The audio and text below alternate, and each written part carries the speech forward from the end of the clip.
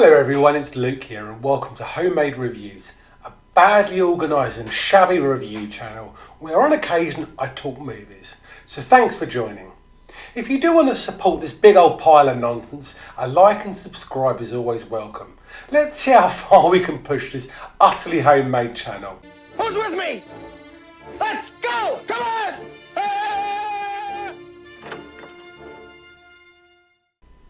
So great scenes in bad movies. I think I'm going to make a few videos on this subject and I think I'm going to need your help actually. So please don't be afraid to use the comment section and tell me what you think is a great scene in a bad movie.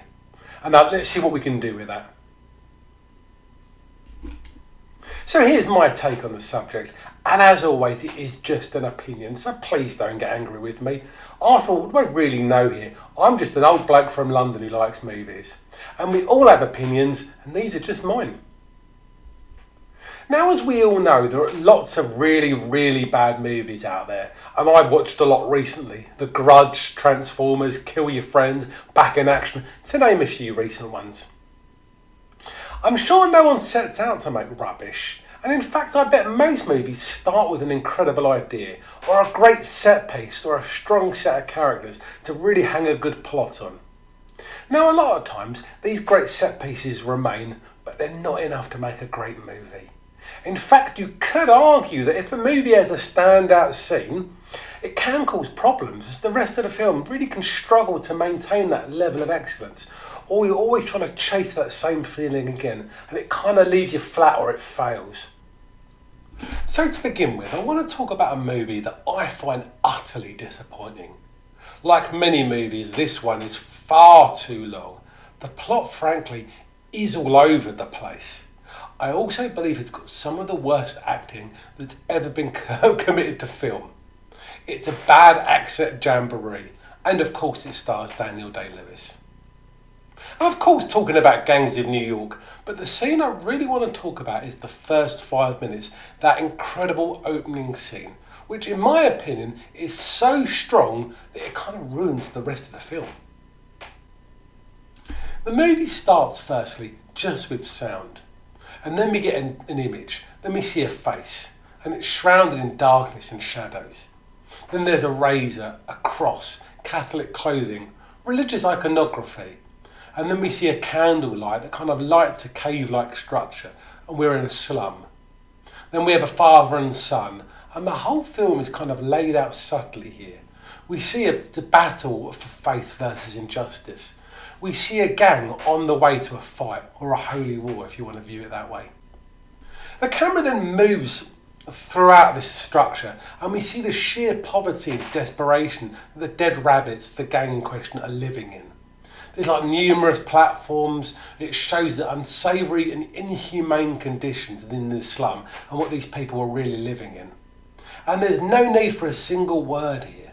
And the camera leads us through the slum until we finally meet Brendan Gleeson's character. He's a warrior type figure, and he's clearly in this for the money, and he actually asks to be paid for each kill he's about to make. It's amazing what people do for money and have always done for money, eh? And then he kicks the door of the slum open and opens up to the battlefield, and the camera goes through the door, and what we see is the 5 points covered in snow. It's the calm before the storm. It's deadly silent, but you know what's coming. What a scene. To me, this is expert storytelling at its absolute pinnacle. These few minutes tell you everything you need to understand about the feel and tone of this movie. And it's mostly achieved by just sound and visuals alone. It's wonderful sound design actually, absolutely top notch. We have darkness and then light. We have religion, squalor, us versus them, family. It puts you right in the mix. It doesn't spoon feed you any narrative or plot points, and there's no need for clunky exposition.